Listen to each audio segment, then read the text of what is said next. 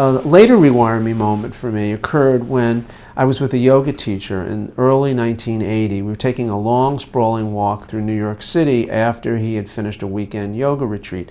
And I was at a kind of crossroads in my life. I was a young adult, and I was going to maybe stay in New York and study psychology, Western psychology, or go to California and study with this teacher, and then study, who was a very famous teacher of yoga, and study Buddhism, and go in a kind of more, quote, Eastern, unquote, direction.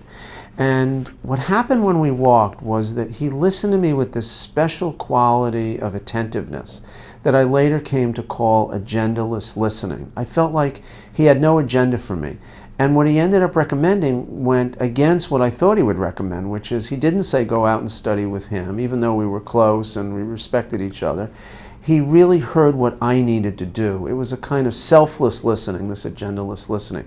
When I train therapists now, I make the distinction between listening to a client or listening for confirmation of what you already believe. So this moment of agendaless listening that I was on the receiving end from my friend and yoga teacher Joel Kramer became a kind of touchstone. It became an inspiration of a possibility of listening to other people and really hearing them from within their frame of reference.